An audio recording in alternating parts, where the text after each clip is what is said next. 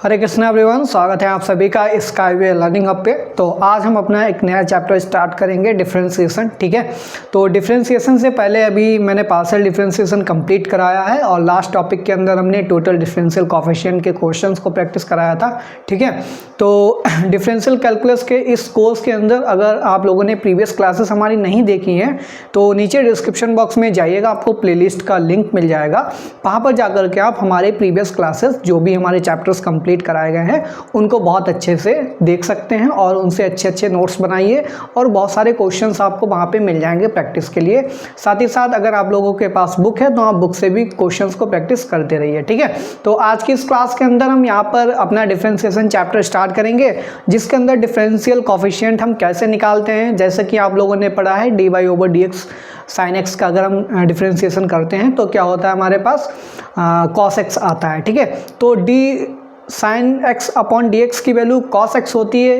ये तो आपको पढ़ाया गया है क्लास 12th में। ठीक है, डिफरेंशिएशन जब आप वहाँ पे पढ़ के आए हैं, बट इसका प्रूफ अगर पूछ दिया जाए ये भाई आता कैसे है। ठीक है, या फिर बिल्कुल बेसिक से स्टार्ट करें कि डिफरेंशिएशन की डेफिनेशन क्या होती है। ठीक है, प्रॉपर एक डेफिनेशन हम यहाँ पर डिफाइन करेंगे, एक्चुअल मीनिंग क्या है डिफरेंशिएशन की। ठीक है, तो यहाँ पर हम सारे के सारे डेरिवेशंस देखने वाले हैं। जैसे sin x का cos x होता है, cos x का हमारे पास माइनस sin x होता है। ठीक है, tan x का sec स्क्वायर x होता है, log x का हमारे पास 1/x होता है। ठीक है, ये कहाँ से डिफरेंशिएशन डेरिवेटिव्स आए, यानी कि इन्हीं को हम यहाँ पर बोलते हैं डिफरेंशियल कोएफिशिएंट। ठीक है, तो यहाँ पर sin x का निकालेंगे, फिर हम cos x का निकालेंगे, tan x का निकालेंगे। ठीक है, इसी तरीके से ट्रिग्नोमेट्रिक फंक्शन के साथ साथ लॉगरिथमिक फंक्शन, एक्सपोनेंशियल फंक्शन, ठीक है, अलजेब्रिक फंक्शन। ठीक है, तो इन सारे फंक्शंस का हम यहाँ पर डिफरेंशियल कोएफिशिएंट प्रूव करने वाले हैं। ठीक है, विद डेफिनेशन का यूज करके।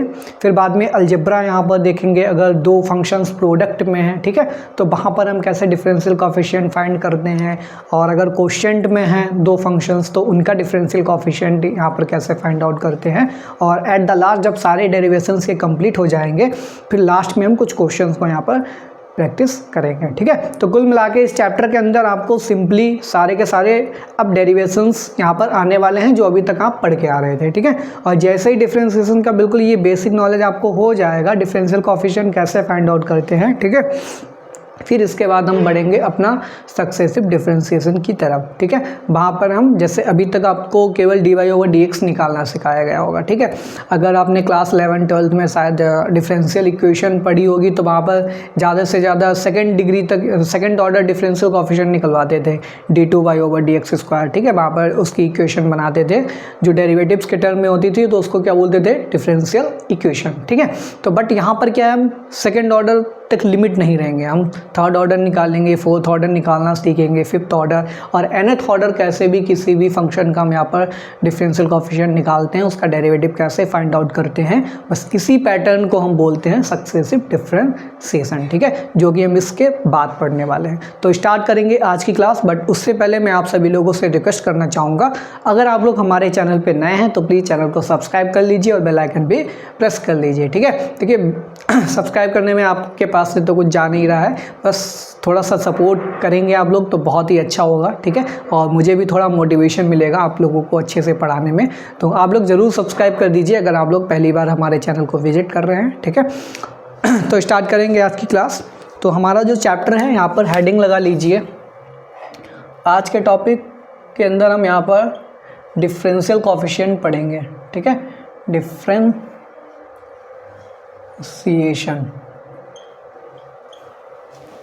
अब डिफरेंशिएशन का मीनिंग क्या होता है, सबसे पहले तो हम यहाँ पर मीनिंग देखेंगे।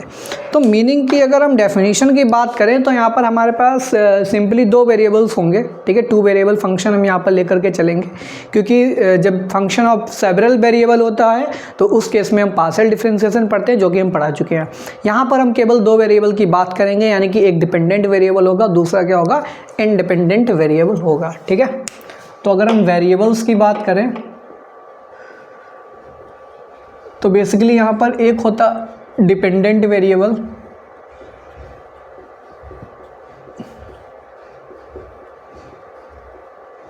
और एक आपके पास होता है इंडिपेंडेंट वेरिएबल।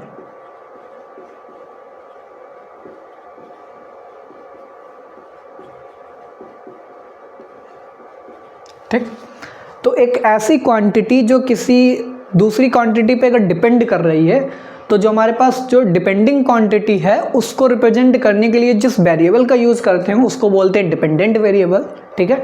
और जिस क्वांटिटी पे डिपेंड कर रहा है, भाई दो क्वांटिटी होंगी, एक क्वांटिटी दूसरे पे डिपेंड कर रही होगी, तो जिस पे जो डिपेंड कर रही होगी तो वो तो इंडिपेंडेंट होगी ना, जैसे मैं हूँ, ठीक है। तो मेरे ऊपर आश्रित कौन होगा, जैसे मैं स्टूडेंट्स को पढ़ा रहा हूँ तो स्टूडेंट्स का सिलेबस कवर कराना है मुझे, ठीक है। तो स्टूडेंट्स मुझ पे डिपेंड करेंगे या मैं स्टूडेंट्स पे डिपेंड करूँगा? सिंपल सी बात है, स्टूडेंट भाई मुझ पे डिपेंड करेंगे क्योंकि मैं उनका टीचर हूँ, ठीक है। तो स्टूडेंट मुझ पे डिपेंड कर रहे हैं। अब मैं तो किसी पे डिपेंडेंट हूँ नहीं कि सिलेबस मुझे कब कराना है कंप्लीट, मैं तो भाई इंडिपेंडेंट हूँ। मेरा मन होगा मैं उस टाइम अपना सिलेबस कंप्लीट कराऊंगा, मेरा मन 1 महीने के अंदर कंप्लीट कराना है तो 1 महीने के अंदर कंप्लीट कराऊंगा, मेरा मन 2 महीने के अंदर कंप्लीट कराना है मैं 2 महीने के अंदर सिलेबस कंप्लीट कराऊंगा। लेकिन बच्चों का क्या है, बच्चे तो सिलेबस खुद से कंप्लीट करेंगे नहीं क्योंकि वो मेरे पास पढ़ रहे हैं, तो वो तभी उनका सिलेबस कंप्लीट होगा जब मैं कराऊंगा, यानी कि वो मुझ पे डिपेंड कर रहे हैं। तो यहाँ पर दो वेरिएबल हो गए, डिपेंडेंट वेरिएबल, इंडिपेंडेंट वेरिएबल। तो उस केस में अगर सपोज दैट मैं खुद को किसी वेरिएबल से रिप्रेजेंट कर दूँ, जैसे कि मैंने बोल दिया x, ठीक है, मैं कौन सा वेरिएबल हो गया x, और जो स्टूडेंट्स हैं वो क्या हो गया y।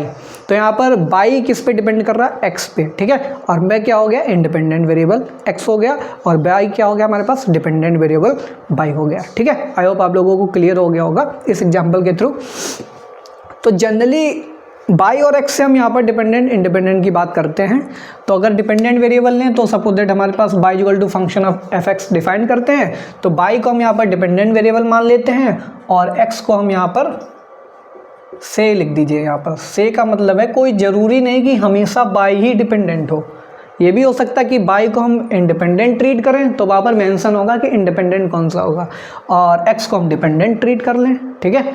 तो हमेशा फिक्स नहीं होता है कि बाई हमेशा डिपेंडेंट वेरिएबल ही होगा, बट इन जनरल केसेस में हम यहाँ पर बता देते हैं कि जब भी फंक्शन ऑफ दो वेरिएबल होगा, कोई फंक्शन हमारे पास y equal to f x दे रखा है, ठीक है, यानी कि बाई हमारे पास इस x पे डिपेंड कर रहा है, तो जिस पे डिपेंड कर रहा है उसको इंडिपेंडेंट वेरिएबल मान लेते हैं, और जो वेरिएबल डिपेंड करता है उसको डिपेंडेंट वेरिएबल मान लेते हैं। तो इसी में हम क्या करते हैं, अब हम डिफरेंशिएशन की बात करते हैं, ठीक है। तो डिफरेंशिएशन क्या होता है, जो हमारे पास डिपेंडेंट वेरिएबल होता है ये किस रेट से चेंज हो रहा है, ठीक है, किस रेट से डिपेंडेंट वेरिएबल चेंज हो रहा है, और डिपेंडेंट वेरिएबल हम किसी ना किसी के रिस्पेक्ट में चेंज होगा, यानी कि जिस पे डिपेंड कर रहा होगा।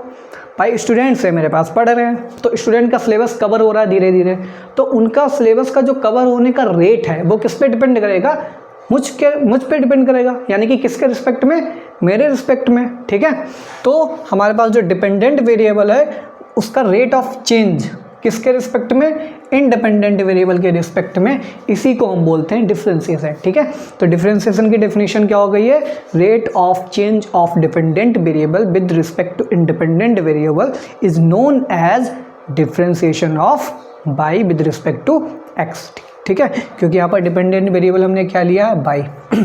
अब भाई हमने पहले तो चेंज दिखाएंगे, तो मान लिया कि हमने बाई में चेंज ले लिया है, बहुत ही एक स्मॉल सा चेंज हो रहा है बाई के अंदर, स्मॉल चेंज हमारे पास डेल्टा वाई हो रहा है, बाई के अंदर स्मॉल चेंज क्या हो रहा है हमारे पास, डेल्टा वाई हो रहा है, और एक्स के अंदर स्मॉल चेंज क्या हो रहा है, इस चेंज को हमने डेल्टा एक्स से दिखाया, यानी कि हमारे पास क्या हो गया, बाई जो था बाई चेंज होकर के बाई प्लस डेल्टा वाई बन गया, और जो एक्स हमारे पास था, ठीक है, x हमारे पास चेंज होकर के x प्लस डेल्टा एक्स बन गया, यानी कि बाई में चेंज डेल्टा वाई का हुआ और x में चेंज डेल्टा एक्स का हुआ, ठीक है। और फंक्शन हमारे पास किसका चल रहा था, y equal to f x का, तो यहाँ से हम क्या कह सकते हैं, y plus delta y equal to क्या हो जाएगा, y plus delta y equal to क्या हो जाएगा, एफ ऑफ एक्स में किसका चेंज हो रहा है, एक्स प्लस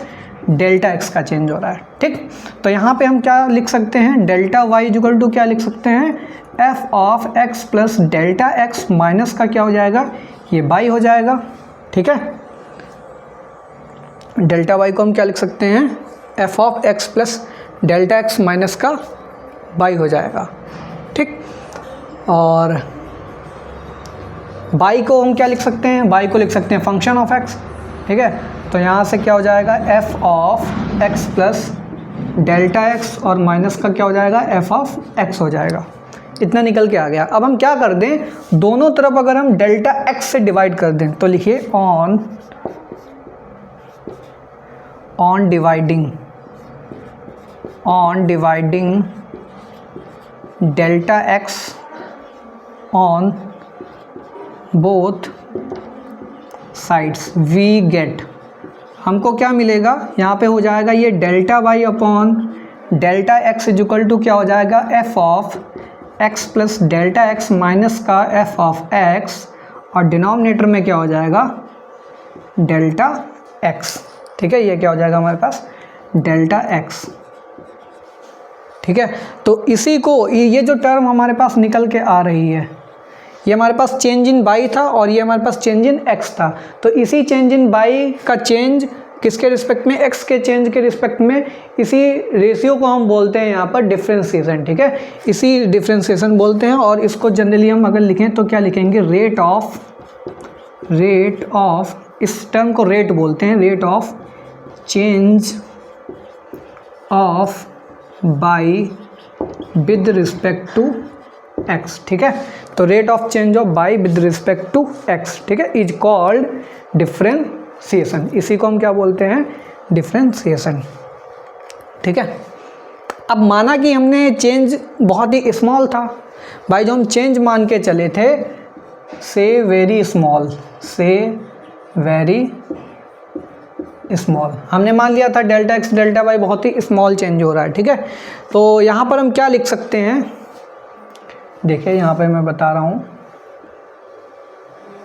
हमने क्या डिराइव किया अभी, delta y upon delta x, यानी कि rate of change of y with respect to x, इसको हमने कैसे डिफाइन किया, x plus delta x minus का एफ ऑफ एक्स। ठीक है, और डिनोमिनेटर में क्या है, ये हमारे पास डेल्टा एक्स। ठीक है, डिनोमिनेटर में क्या है हमारे पास, ये delta x.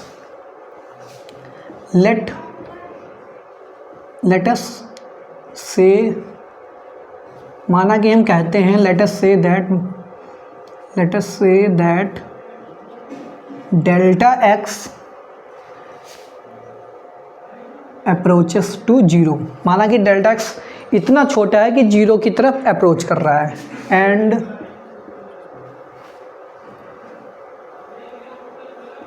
We can right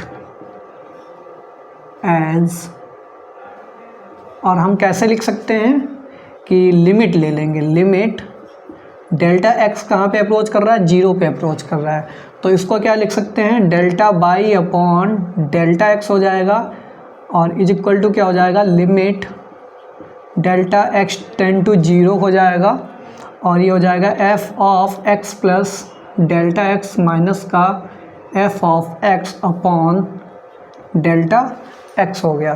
ठीक है, ये वैल्यू हो गई हमारे पास। तो इस वाले टर्म को जब भी लिमिट लग जाएगी delta y upon delta x में, delta x tend to zero, यानी कि डेल्टा एक्स बहुत ही छोटा है जो कि जीरो को अप्रोच कर रहा है, तो लिमिटिंग केस में इसी टर्म को हम यहाँ पर बोल देते हैं d y over d x. क्या देते हैं यहाँ पर, तो d y over d x की वैल्यू क्या होती है, limit delta x tend to zero, और इसको लिखेंगे f of x plus delta x minus का एफ ऑफ एक्स, और डिनोमिनेटर में क्या हो जाएगा, ये डेल्टा एक्स हो जाएगा। ठीक है, एंड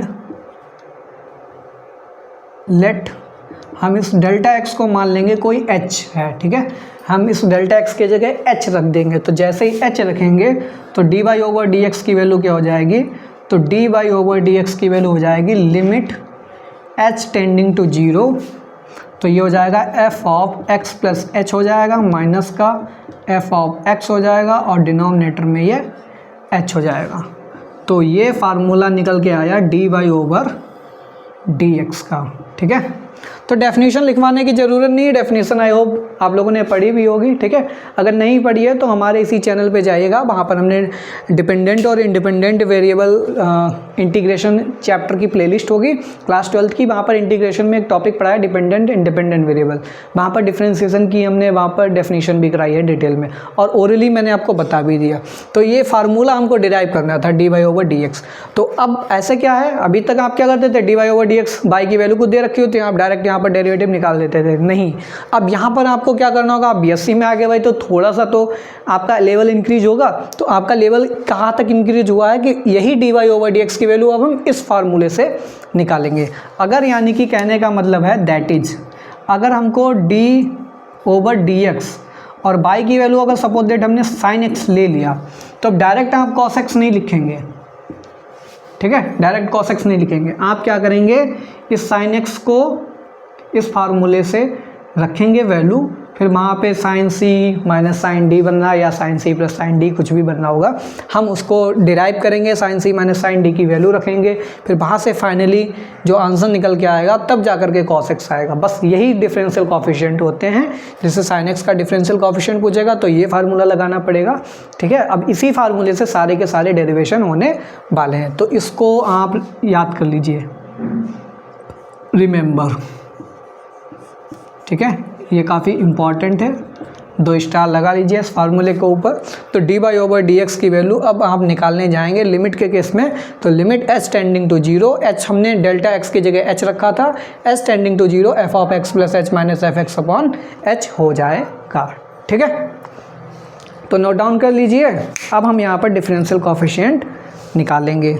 जैसे कि सबसे पहले हम ट्रिग्नोमेट्रिक फंक्शन का डिफरेंशियल कोफिशिएंट निकालना सिखाएंगे। तो इसी फार्मूले का यूज करके, यानी कि डिफरेंशिएशन की जो एक्चुअल डेफिनेशन है उसका यूज करके हम यहाँ पर आज आपको प्रूव करके दिखाएंगे कि sin x का डिफरेंशिएशन cos x होता है, ठीक है। अभी तक आप बस पढ़ते आ रहे थे किताबों में, आपको डेरिवेशन नहीं था, ना कोई एक्चुअल डेफिनेशन थी डिफरेंशिएशन की। यहाँ पर मैंने एक्चुअल डेफिनेशन आपको बताई, ठीक है, और डेफिनेशन से ये फार्मूला कैसे डिराइव होके आता है, और इसी फार्मूले से सारे डिफरेंशियल कोफिशिएंट फाइंड आउट किए जाते हैं, ठीक है।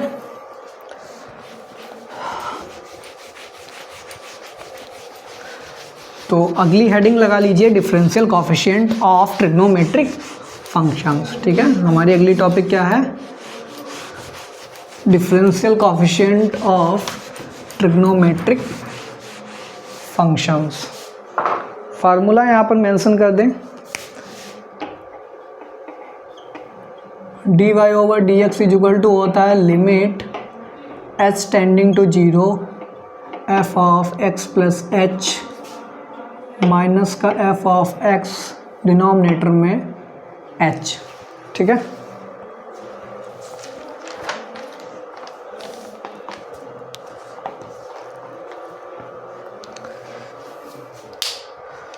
और इसमें एक चीज़ और नोट डाउन कर लीजिए, नोट, अगर इसी डिफरेंशिएशन की वैल्यू यानी कि डिफरेंशियल कोफिशिएंट की वैल्यू किसी स्पेसिफिक पॉइंट पे पूछ दिया जाए, ठीक है, यानी कि बोल दिया जाए at x is equal to a पे फाइंड आउट कीजिए डेरिवेटिव की वैल्यू, तो उस केस में हम क्या लिख देंगे, इसी फार्मूले को dy/dx की वैल्यू हमने किस पॉइंट पे फाइंड आउट करनी है, x is equal to a point पे। सबसे पहले तो इसकी वैल्यू निकालेंगे, लास्ट में x की वैल्यू पुट कर देंगे, ठीक है। तो ये क्या हो जाएगा, limit h tending to 0 f of a plus h minus का f ऑफ a, जहाँ जहाँ x है वहाँ a आ जाएगा और ये h की वैल्यू आ जाएगी, ठीक है। तो जब भी at x is equal to a पे पूछेगा तो dy/dx x is equal to a is equal to क्या हो जाएगा हमारे पास, limit h tending to 0, x की जगह a आ जाएगा तो f a plus h minus f a upon h हो जाएगा, ठीक है। तो ये पहला नोट पॉइंट था। दूसरा नोट पॉइंट लिख लीजिए कि हम यहाँ पर जो डिफरेंशियल कोफिशिएंट उसको रिप्रेजेंट कैसे करते हैं। तो differential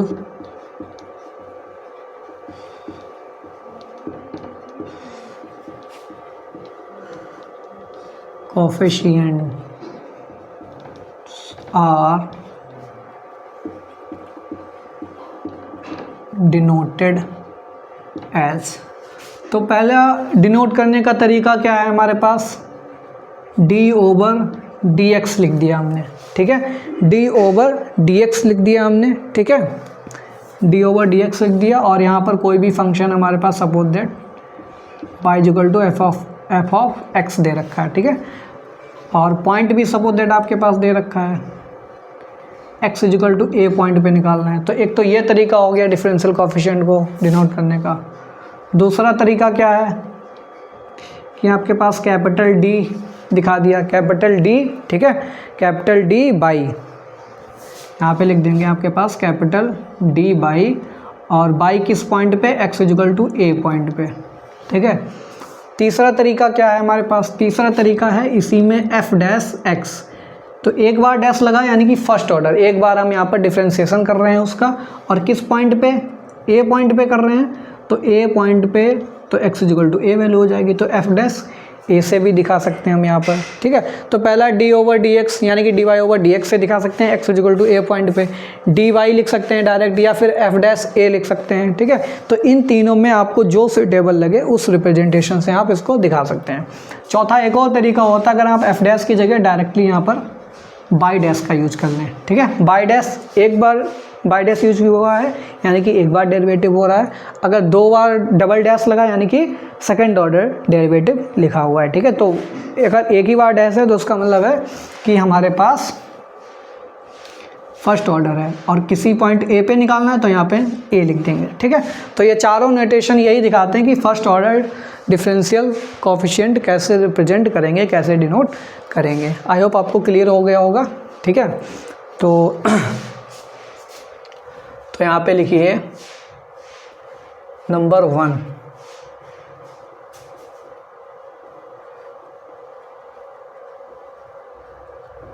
differential coefficients of T functions, trigonometric functions का हम यहाँ पर डिफरेंशियल कोएफिशिएंट निकालेंगे, जिसमें नंबर 1 आता है, हमको वैल्यू निकालनी है D over d x of sine x. तो इसकी वैल्यू निकालनी है, इसका मतलब क्या है, एफ ऑफ एक्स की वैल्यू क्या दे रखी है, साइन एक्स दे रखी है, ठीक है। तो देखिए कैसे फाइंड आउट करेंगे हम यहाँ पर, प्रूफ। तो प्रूफ में जाएंगे, प्रूफ में हमको पता है, सबसे पहले लिखिए वी नो दैट, हमको क्या पता है, अगर कोई भी आपको निकालना है d y over d x की वैल्यू निकालनी है, तो ये होता है limit h tending to 0 f of x plus h हो जाता है, माइनस का f ऑफ x हो जाता है, और डिनोमिनेटर में h हो जाता है, ठीक है। तो यहाँ पर हमको वैल्यू फाइंड आउट करनी है d over d x of sine x की, तो बाई की जगह क्या है, साइन एक्स है, तो लिमिट h टेंडिंग टू 0 हो जाएगा, ठीक है, f of x plus h, यानी कि f of x F x की वैल्यू क्या है आपके पास, साइन x दे रखी है, और आपको किसकी वैल्यू निकालनी है, x प्लस h की, तो इसी में लिख लीजिए f of x plus h की वैल्यू अगर आप निकालेंगे तो ये हो जाएगा sine of x plus h हो जाएगा, ठीक है। x में x प्लस h करना है आपको, तो ये हो जाएगा साइन x प्लस h, और माइनस का एफ एक्स की वैल्यू कितनी है, साइन x है, डिनोमिनेटर में क्या हो जाएगा, ये h हो जाएगा। अब यहाँ पर आप h डायरेक्ट नहीं रख सकते हैं, क्यों h नहीं रखेंगे, क्योंकि जैसे ही h रखेंगे तो ये हो जाएगा साइन x, और ये माइनस साइन x, तो माइनस साइन x और साइन x पे 0 हो जाएगा, और h की वैल्यू जैसे 0 h यहाँ पे पुट करेंगे तो 0/0 बन गया, जो कि एक इंडिटर्मिनेट फॉर्म है, ठीक है। तो ये कैसी फॉर्म बन रही है आपके पास, 0/0। तो यानी कि आप यहाँ पर h की वैल्यू जब तक 0 नहीं रख सकते, जब तक ये इंडिटर्मिनेट फॉर्म को आप एलिमिनेट ना कर दें। आपका मोटिव होना चाहिए, ये फॉर्म बन रही है, इसको एलिमिनेट करना, इसको क्या करना है, एलिमिनेट करना है। तो कैसे करेंगे, तो यहाँ पे देखिए साइन, इसको सपोज दैट हमने c मान लिया, और इस x को हमने d मान लिया, ठीक है। तो x प्लस h को हमने क्या मान लिया, c मान लिया, और ये d मान लिया इस x को, तो ये sine c minus sine d नहीं लिखा है, ये देखिए यहाँ पर sine c minus sine d। सबसे पहले प्लस का फार्मूला देखते हैं, sine c plus sine d क्या होता है, तो ये होता है हमारे पास sine c plus sine d का फार्मूला होता है 2 साइन c प्लस d/2, और ये होता है cos c minus d/2।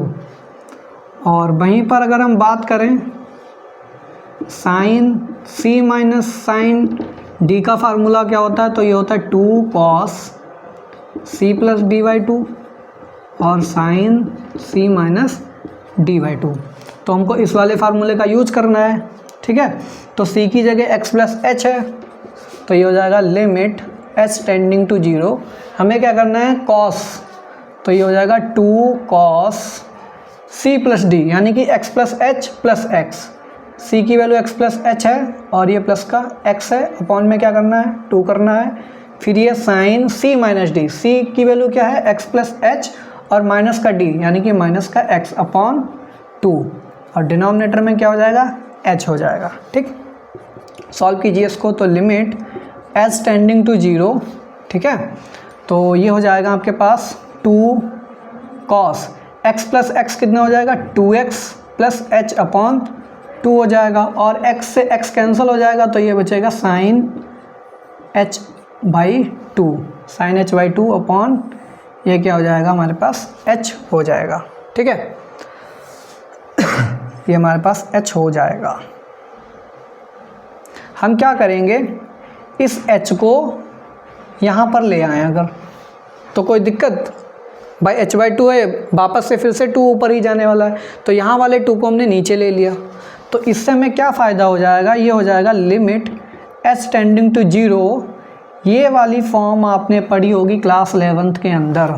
Class 11th में आप लोगों ने क्या पढ़ा था कि लिमिट x टेंड टू 0 अगर है और आपके पास लिखा है साइन x अपॉन एक्स, तो ये 0/0 फॉर्म बनती है। ठीक है, तो जब भी 0/0 फॉर्म बनती है आप एल हॉस्पिटल रूल लगाते थे, अगर आप लोगों ने पढ़ा होगा। तो एल हॉस्पिटल रूल क्या बोलता है, न्यूमरेटर डिनोमिनेटर को एक एक बार डिफ्रेंशिएट कर देना है विद रिस्पेक्ट टू x। ठीक है, तो साइन x का cos x डिफ्रेंशिएशन वहाँ पे हो जाता था और x का 1 हो जाता था, और फिर इसमें आप लिमिट लगा देते थे x टेंडिंग टू 0। तो x की टेंडिंग की 0 वैल्यू रखेंगे, x 0 क्या हो जाएगा 1 हो जाएगा, तो फाइनली इसका आंसर क्या था 1। तो साइन x अपॉन एक्स में जब लिमिट लगेगी x टेंडिंग टू 0 तो इसकी वैल्यू 1 आती है। तो यहाँ पे sine h by 2, suppose that इसको x मान लिया हमने और h बाई 2 इसको x मान लिया, एज्यूम कर लिया, तो sine x upon x type का है, तो इस पर लिमिट हम सेपरेट कर सकते हैं। तो ये क्या हो जाएगा sine h by 2 upon h by 2, यानी कि साइन के साथ जो लिखा है भाई बिल्कुल सेम नीचे बनना चाहिए डिनोमिनेटर में। ठीक है, तो इसकी वैल्यू तो 1 हो गई। ठीक, इसकी वैल्यू 1 हो गई, और हमें पता है कि अगर दो फंक्शंस हमारे पास हैं लिमिट x टेंडिंग टू 0, एक फंक्शन हमारे पास fx है, ठीक है, और दूसरा फंक्शन बाई t है, सॉरी इसको आप zx बोल लो, zx। ठीक है, और दोनों की लिमिट अगर एग्जिस्ट कर रही है, ये हमेशा कब होगा जब लिमिट एग्जिस्ट कर रही होगी और दो फंक्शंस प्रोडक्ट में है, तो ये लिमिट अलग अलग उन पे डिस्ट्रीब्यूट हो जाती है। तो ये x tending to 0 f of x into limit x tending to 0 z of x लिख सकते हैं। ठीक है, तो यहाँ पे हम क्या करेंगे, एक तो ये वाला फंक्शन हमने मान लिया, दूसरा क्या हो जाएगा limit h tending to 0 cos 2x plus h by 2 हो जाएगा। ठीक है, तो इसकी वैल्यू तो 1 हो गई, तो इसकी वैल्यू 1 रख दी। अब यहाँ पर h की वैल्यू अगर हम 0 रखते हैं, h की वैल्यू आप 0 जैसे ही रखेंगे तो ये हो जाएगा हमारे पास cos 2x अपॉन 2, और 2 से 2 कैंसिल हो जाएगा, तो सिंपली ये क्या आ जाएगा cos x आ जाएगा। ठीक है, यानी कि d over dx of sine x की वैल्यू क्या होती है cos x होती है। ये देखिए हमने प्रूव कर दिया, समझ गए। तो क्लास 11th 12th का आप लोगों को कौन कौन से चैप्टर पढ़े होने चाहिए, क्लास 11th में आप लोग जो लिमिट्स पढ़ के आए हैं वो आपका स्ट्रॉन्ग होना चाहिए। लिमिट्स का यूज यहाँ पर होने वाला है सारा का सारा। ठीक है, क्लास 11th में जो लिमिट पढ़ के आए वहीं यहाँ पर आपको BSc में लिमिट देखने को मिल जाएगी। कंटिन्यूटी भी आपको आनी चाहिए, जो क्लास 11th की है 12th की, वहीं आपको यहाँ पे BSc में मिलेगी लिमिट, कंटिन्यूटी और डिफरेंशियबिलिटी। तो इनके लिए कोई ज़्यादा मेहनत नहीं करनी है, बस आप जो क्लास 11-12 में पढ़ के आ रहे हैं वही आपको सब कुछ आना चाहिए, खासकर लिमिट। और लिमिट आपको अगर नहीं आती है, लिमिट कैसे सॉल्व किया जाता है, तो आपको यहाँ पे दिक्कत हो सकती है। ठीक है, और साथ ही साथ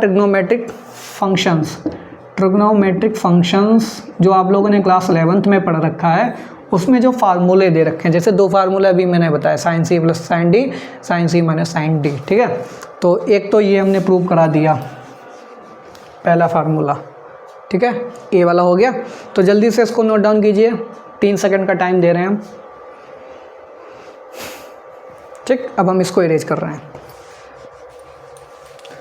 तो अब से आपको याद रहेगा कि भाई कैसे प्रूव किया जाएगा, साइन एक्स का कॉस एक्स होता है। अब हम यहाँ पर प्रूव करेंगे कॉस एक्स का माइनस साइन एक्स होता है। तो ये भाई कहाँ से निकल के आया, तो हालांकि मैं इसको बिल्कुल सेम एज इट इज़ ऐसे ही करना है जैसे ये वाला किया है, मैं आपको हिंट दे दूंगा, बाकी नेक्स्ट क्लास में हम इसको डिराइव करेंगे। बट यहाँ पे हम एक शुरुआत आपको बता देंगे कैसे होगा। हमको D of D x cos x की वैल्यू निकालनी है, ये हमारे पास सेकेंड है।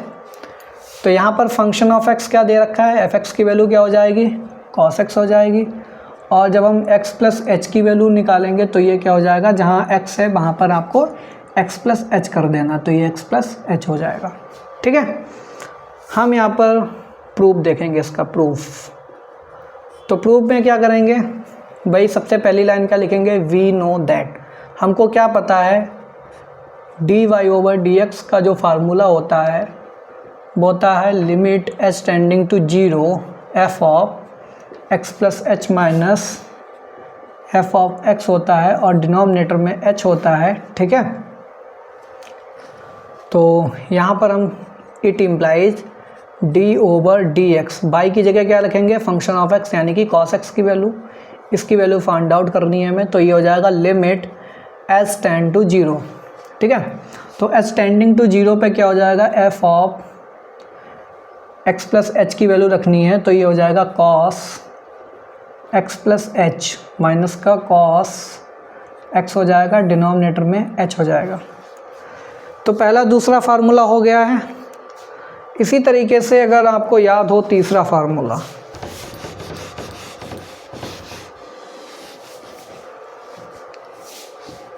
तीसरा फार्मूला क्या था, cos c plus cos d। तो cos के केस में क्या चलता था, अगर cos प्लस में चल रहा है तो cos cos आएगा, यानी कि 2 cos c plus D by 2 और ये cos c minus D by 2 हो जाता था, अगर मैं गलत नहीं हूँ। ठीक है, और अगर cos c minus cos d लिखा है तो इस केस में माइनस साइन आ जाता था, और माइनस अगर cos c माइनस d यानी कि डिफरेंस ले रहे हैं तो उस केस में साइन हो जाता था। तो -2 ये हो जाएगा sine c plus D by 2 और ये हो जाएगा sine c minus D by 2। तो यहाँ पर आपको कौन सा फार्मूला यूज करना है, cos c minus cos d का फार्मूला यूज करना है। चलिए पता लग जाएगा अभी, वैसे तो यही फार्मूला होता है बिल्कुल एग्जैक्ट। ठीक है, फिर भी अगर कोई गलती हो तो आप लोग कमेंट बॉक्स में ज़रूर बताइए कि सर इस फार्मूले में थोड़ी सी दिक्कत है, ऐसा नहीं ऐसा होना चाहिए। ठीक है, अगर आप लोगों को नहीं याद है तो याद रखिए, इसका बहुत ही सिंपल तरीका होता है। अगर प्लस साइन आ रहा है कॉस के केस में, ठीक है, क्योंकि साइन के केस में तो चाहे प्लस हो चाहे माइनस हो उसमें साइन कॉस चलता है। अगर प्लस होगा तो साइन कॉस होगा, माइनस होगा तो कॉस साइन, उल्टा कर देना है। कॉस के केस में ऐसे याद कर सकते हैं, अगर एडिशन हो रहा है तो कॉस कॉस हो जाएगा, और अगर डिफरेंस आ रहा है तो साइन साइन हो जाएगा। ठीक है, और एक नेगेटिव साइन बाहर आएगा, इतनी चीज़ आपको याद रखनी है। तो ये हो जाएगा लिमिट h टेंडिंग टू 0 हो जाएगा, और इसकी वैल्यू क्या हो जाएगी, माइनस का 2 साइन c प्लस डी, तो यानी कि ये हो जाएगा 2x प्लस एच बाई 2 हो जाएगा, और साइन c माइनस डी यानी कि x प्लस एच माइनस का x बाई 2, डिनोमिनेटर में h हो जाएगा। तो यहाँ से बन जाएगा लिमिट h टेंडिंग टू 0, और h टेंडिंग टू 0 हो जाएगा। इस 2 को हम क्या करेंगे, यहाँ नीचे भेज देंगे, तो ये हो जाएगा minus sine 2x plus h by 2 हो गया। ठीक है, और ये हो जाएगा साइन x से x कैंसिल हो गया, तो ये बचा h बाई 2, डिनोमिनेटर में इस 2 को हमने नीचे भेज दिया तो h बाई 2 हो गया। देखिए ये वाली फॉर्म तो हमारे पास 1 आ गया इसका, लिमिट जब वैल्यू लगाएंगे यहाँ पे, तो इसको लिख लीजिए limit h tending to 0 sine h by 2 upon h by 2 बन रहा है, इनटू में क्या हो जाएगा, लिमिट h टेंडिंग टू 0, दूसरा फंक्शन ये है वो भी माइनस साइन के साथ, तो ये हो जाएगा 2x प्लस माइनस साइन के साथ है। ठीक है, और ये हो जाएगा sign 2x plus h by 2। अगर हम h की वैल्यू 0 रखते हैं तो ये तो एक स्टैंडर्ड रिजल्ट है, इसकी वैल्यू तो 1 आ जाएगी। तो 1 इंटू यहाँ पर 0 रखेंगे तो 2x/2x बन जाएगा, यानी कि ये इनडिटर्मिनेट फॉर्म नहीं बन रही, यानी कि आंसर आ जाएगा। तो ये माइनस साइन के साथ आएगा sin 2x/2। तो फाइनली ये आ जाएगा माइनस का sin x। तो देखिए d/dx ऑफ cos x की जो वैल्यू आती है माइनस sin x आती है, ये हमने प्रूव कर दिया। ठीक है, तो डिफरेंशियल कोएफिशिएंट इस तरीके से हमने cos x का फाइंड आउट कर लिया। हालांकि मैं तो आपको होमवर्क में देने वाला था, बट ठीक है फ्लो में ये करा दिया है। बट आगे का जो ट्रिग्नोमेट्रिक यहाँ पर डिफरेंशियल कोएफिशिएंट निकालोगे ट्रिग्नोमेट्रिक फंक्शन का, उसको आप खुद से ट्राई करेंगे। तो एक मैं आपको दे रहा हूँ यहाँ पर d/dx ऑफ tan x का। tan x का आपको प्रूव करना है, sec स्क्वायर x होता है टू प्रूव। आप इसको प्रूव कीजिए, इसी डेफिनेशन का यूज करना है, ये वाली डेफिनेशन। ठीक है, आई होप आपको क्लियर हो गया। 2 मैंने बता दिए, तो तीसरा आप इजीली प्रूव कर लेंगे। ठीक है, नहीं कर पाते हैं तो नेक्स्ट क्लास में देखेंगे, आप कमेंट बॉक्स में बता दीजिएगा नहीं हो पा रहा है तो नेक्स्ट क्लास में हम इसको भी डिराइव करवा देंगे। वैसे तो यहाँ पर sin cos tan बस 3 इंपॉर्टेंट है, 3 का निकाल लीजिए, हो जाएगा। ठीक है, तो मिलते हैं नेक्स्ट क्लास में, और भी डिफरेंशियल कोएफिशिएंट यहाँ पर प्रूव करेंगे, उनका वैल्यू फाइंड आउट करेंगे। ठीक है, तो चलिए मिलते हैं नेक्स्ट क्लास में, तब तक के लिए thanks for watching, have a good day.